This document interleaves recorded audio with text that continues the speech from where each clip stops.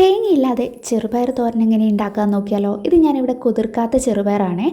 ഇത് നന്നായിട്ട് ചൂടാക്കി എടുക്കുന്നുണ്ട്. അപ്പോൾ ചൂടാക്കിയിട്ട് ഇതിൻ്റെ കളറൊക്കെ ജസ്റ്റ് ഒന്ന് മാറുന്നത് വരെ ഞാൻ നന്നായിട്ട് ചൂടാക്കി എടുത്തിട്ടുണ്ട്.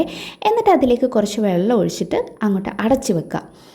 കുറച്ച് കഴിഞ്ഞിട്ട് നമുക്കിത് വേവിച്ചെടുക്കാം. അപ്പോൾ കുക്കറിലേക്ക് ഞാനിത് ഇട്ട് കൊടുത്തിട്ടുണ്ട്. ഇനി ഇതിലേക്ക് ആവശ്യത്തിനുള്ള ഉപ്പും കൂടെ ചേർത്തിട്ട് കുറച്ച് വെള്ളം ഇതിൻ്റെ മുകളിൽ വരുന്ന രീതിയിൽ വെക്കണേ. വെച്ചതിന് ശേഷം ഇത് അടച്ചു വെച്ചിട്ട് ഒരു 2 വിസിൽ വേവിച്ചെടുക്കുക.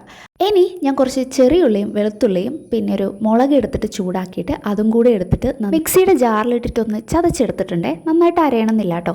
അപ്പോൾ നമ്മുടെ പയറൊക്കെ വെന്ത് വന്നിട്ടുണ്ട്. ഇനി ഇതിൻ്റെ വെള്ളം ഊറ്റി കളഞ്ഞിട്ട് പാനിൽ വെളിച്ചെണ്ണ ഒഴിച്ച് കടുക് പൊട്ടിച്ച് ചൂടാകുമ്പോൾ ഈ അരപ്പ് അതിലേക്ക് ചേർത്ത് കൊടുക്കുക കേട്ടോ. അപ്പോൾ ഇതിൻ്റെ പച്ചമണം മാറുന്നത് വരെ ഒന്ന് വഴറ്റിയിട്ട് വെള്ളം കളഞ്ഞ പയർ ഇതിലേക്ക് ചേർത്ത് കൊടുക്കാം. അപ്പോൾ സംഭവം സിമ്പിളാണ് കേട്ടോ. അടിപൊളിയായിട്ട് കിട്ടിയിട്ടുണ്ട്. എല്ലാവരും ഒന്ന് ട്രൈ ചെയ്ത് നോക്കൂ.